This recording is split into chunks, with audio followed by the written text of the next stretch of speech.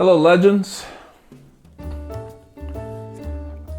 I wanted to bring back some of the jersey exposés I've collected over the years. Salim had mentioned that bring out those jerseys and bring out those stories. And so I did the Raphael Gimignani story, and I'm working on the next follow-up version of that. But today I wanted to just briefly introduce you guys to a jersey Rapha made. I think it was 2013. Yeah, it had to be 2013. This is called the La Centieme, in French, century, okay? Rapha is celebrating the 100 years of the Tour de France. And then what they did was, they designed this jersey. It's made out of merino wool. It's a combination of fabric. It feels more like a t-shirt. It's not a stretchy jersey. So when I bought it, I sized up. So there's an extra large in Rapha size, and normally I wear a large. But what I wanted to show you, if you look on the jersey, I hope the camera can pick it up. These are the years of the tour. These are the years. It's angled to where the years are written vertically. Let me turn it around. And what they're doing is they're starting from this corner here, 1903, when they held the first tour. The first tour in 1903 covered 2,428 kilometers, raced at an average speed of 25.6 kilometers per hour. There were 60 starters and 21 classified finishers. Henri Desgrange, the editor of L'Auto, the ancestor to today's L'Equipe newspaper, was desperate to find a way to win a circulation war with competing sports editor Le Vélo. The Tour de France founder, Henri Desgrange, was a stubborn gentleman who didn't suffer fools gladly, and carved a sporting event into infamy out of the same granite resolve that he wielded on riders, team managers, sponsors, and manufacturers from 1903 to his death in 1940. There's no way he would endorse today's peloton and its use of race radios, backup bicycles, or televisions in team cars. He'd likely gouge out his own eyes first. Desgrange once said that the ideal tour would be one in which only one rider finished. By 1910, Desgrange introduced for the first time La Voiture Balai, the broom wagon, to sweep up any riders unable to carry on. Paul de Vivi, nicknamed Velocio, published Le Cycliste, chief competition to Desgrange L'Auto, which was published on yellow paper. Velocio was a staunch supporter of derailleurs, good brakes, and lightweight repairable bikes. The so-called godfather of cyclo-touring, Velocio, a fluent Esperanto speaker, was also a strict vegetarian. His riding style, adopted by many as a virtual religion, was to go long, go just fast enough, and see the country. Velocio believed the only sustainable way to ride and still get up the mountains was with gears. He thought it foolish that anyone would walk when they could be riding, a concept only possible with the use of variable gears. The division between the riding style of Desgrange and Velocio were born at the turn of the century and continued until Velocio's untimely death in 1930, when he moved out of the way of an oncoming truck. He moved into the way of an oncoming tram. Desgrange eventually allowed derailleurs in the tour, but his minimalist credo continued well past his death. He believed, and I quote, "I still feel that variable gears are only for people over 45, Desgrange said in an interview with L'Equipe. Isn't it better to triumph by the strength of your muscles than by the artifice of a derailleur? We are getting soft. As for me, give me a fixed gear. Desgrange created a tour atmosphere which directly mirrored the expectations he had of himself, physical and otherwise. He deliberately sought out stages to punish riders, weed out the weak, and to demonstrate exactly what was and what was not humanly possible. It was his unique personality and imprint on the race that has led the leader's yellow jersey to carry his initials, HD, in the style in which he wrote them. Desgrange did not attend the first stage of the first tour, nor did he attend the first stages in the Pyrenees, but he did draft the rules of the tour and strictly enforced them. Desgrange ran the tour for over 30 years, and although the idea wasn't his in the strictest, his commitment truly made it his tour. The true hero of the 1903 tour was Georges Lefebvre. He followed the race as best as he could, sometimes riding in a bunch on his bicycle, then catching a train to go ahead to see the next checkpoint. He was a one-man roving commissaire, organizer, and reporter. Desgrange, meanwhile, remained in Paris, content to let his young assistant run the event and hoping not to damage his reputation if it flopped, which of course it didn't. When chimney sweep Maurice Garin rode into Paris as the winner in front of a crowd of 20,000 people paying spectators, Desgrange rushed out a special edition of Léotour, whose sales had rocketed to 130,000. It had previously only been 30,000 copies in circulation. Prior to launching the tour, Desgrange was an accomplished cyclist, winning 12 world track records and riding 35.35 kilometers on May 11, 1893 to set the world hour record. Desgrange had a wife whom he divorced and a daughter. Little is known of either. He spent most of his life with the avant-garde artist Jeanne Delis, but never married her. Desgrange grew up in an era when France had suffered humiliation in the Franco-Prussian War, and when he believed the French were tired without muscle, without character, and without willpower.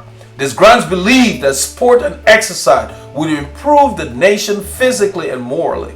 It was a belief that he lived out in his own life, timing himself to walk across his bedroom even days before he died at home on the Mediterranean coast on August 16, 1940, age 75. Henri Desgrange and Georges Lefebvre are critical in starting the birth of the tour. Georges Lefebvre came up with the idea for the tour after they lost a lawsuit to Pierre Giffard and his newspaper Le Vélo. Le Auto used to be called Le Auto Vélo. And what happened is Pierre Giffard sued them because of using the name Vélo. He won the lawsuit and they were forced to change the paper back to Le Auto. Well, you don't attract a lot of cyclists with a paper called Le Auto. They think it's related to cars. And so they were not happy about it. So just a few days after they lost that lawsuit, on January 19, 1903, Le Auto announced that they were setting up a race called the Tour de France. And the reason these newspapers promoted races was to get advertisers to bring money to pay for the exposure they would get, and that expanded their circulation. The other newspapers like Le Vélo already had established circulation, and these guys were the new kid on the block. But the tour ended up being a success because of the adaptability of Henri Desgrange. He had initially tried to start the race in May, and he was going to make it like more than a month long. It didn't attract a whole lot of people. So what he did was, with that first schedule, only 15 riders signed up. So he adapted and went ahead and changed the race to July, from July 1st to July 18th. So instead of it being a month long, it was 17 days. So basically he said there would be rest days between. And so he also would pay 5 francs a day for expenses to the first 50 racers who signed up. And sure enough, on July 1st at 3:16 p.m., he had a race. He had a peloton. And when you look at these pictures, the race was very challenging. There were no particular outfits that were predetermined as far as appropriate for cycling, and people just showed up to ride the Tour because of the money that he dangled. Because the prize money was like 20,000 francs for the purse of the entire prize money. And so Desgrange he stationed men along the way. Sometimes they were hidden to make sure that the riders rode the entire route. They rode 6 stages totaling 2,428 kilometers. Desgrange from the very beginning wanted this race to be like a superhuman test of an individual's endurance and strength. So he banned pacers from the race, except for the final stage. At that time, racers used lines of pacers to lead them, kind of like they do today, where you got riders of a team pacing the leader and protecting him. You know, so it was quite a change from the norm, and even the winner, Maurice Garin, doubted that it would work. But the Tour de France ended up being a commercial success. So the circulation of Le Auto boomed. They went from 30,000 copies to 130,000 copies that they printed for the final stage. Everybody wanted to read about the race. Le Velo went out of business, and the Tour de France was born. Desgrange, knowing talent when he saw it, hired Pierre Giffard to write for his paper Le Auto. So you can see, if you look at some of the pictures on here, that these boys were just, I mean, they had to stop and get something to drink, things to eat. It was tough. But the race ended up evolving into what we have today as the Tour de France. All the way through 1914, right there. Then it goes from 1914 to 1919. Those are when we had the wars. So the years of the wars, there were no tours held. And so in 2013, they prepared this jersey that says 1903 to 2013. La Centieme. Let me see if they put a story in it. This is the back of the jersey, which is really sweet. They have the color, a little color label here. It's button. You can button it. I just left the button undone. But just 2 pockets. And they've got the crest here. That's the map of France. Just very, very nice touches. And all on the front, you've got the Rapha, very subtle. So if you didn't know about our sport and I wore this jersey, you'd have no clue. I don't wear it that often to ride. I may wear it to go to the store or something, or just walking around, more so than I do on the bike. Not that it doesn't function on the bike, it's just that I don't want it to get all beat up. These things sold out quickly. Okay, they didn't have any trouble selling these things. Very, very nice. Let me see if there's anything in the pocket. I haven't looked in the pocket. Well, I bought this one my second year after finding out about Rapha. It hadn't even been a full year, so I really didn't know anything about all. Yep, they got a story in there. So I'm going to read it to you, and then I'm going to put the jersey on so you can see the jersey in its glory.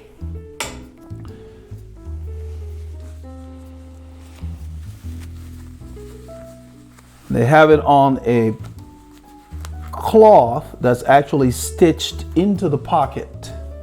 I'm going to bring it so you can see it. They're not playing. They don't want this to. It's actually stitched. So it was prepared and stitched. It's a Centieme. It's 100 in French. Let me read this. The first Tour de France jerseys were not the skin-tight billboards we've come to love and hate. The jersey were all the ads all over them nowadays. The Peloton fashions of the early 20th century included short sleeve vests, navy issue roll necks, flat caps, tweed jackets, prison fatigues, and +4s. +4s are what we call knickers today. You can see them in the rider in the front. Eventually, team colors brought order to this chaotic rolling wardrobe, and the introduction of sponsors lettering helped both crowds and reporters decipher who was winning or losing. Around the same time, by most accounts, 1919, the legendary Eugene Christophe became the first racer to pull on the maillot jaune. Eugene Christophe, born Malakoff, Paris, France, 22 January 1885, was a French road bicycle racer and a pioneer of cyclocross. He was a professional from 1904 until 1926. That's 22 years. In 1919, he became the first rider to wear the yellow jersey of the Tour de France. Eugene Christophe rode 11 Tours de France and finished 8 of them.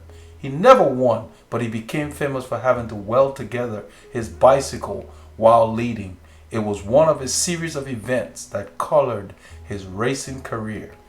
He died in Paris on 1 February 1970. Although some claim that Belgian Philippe Thies set the precedent, until then, the man heading the field wore a simple green armband on his left sleeve. Today, the Tour Peloton is a cacophony of colors, graphics, and typography, advertising everything from capital cities and pharmaceuticals to laminate flooring and camping holidays. Laminate flooring, I think it's Mapaye. Yet the one color everyone still wants to see is yellow. So that's what they wrote in there. I'm going to put on the jersey. This is the La Centieme jersey that was presented by Rapha to celebrate the 100th anniversary of the tour in 2013.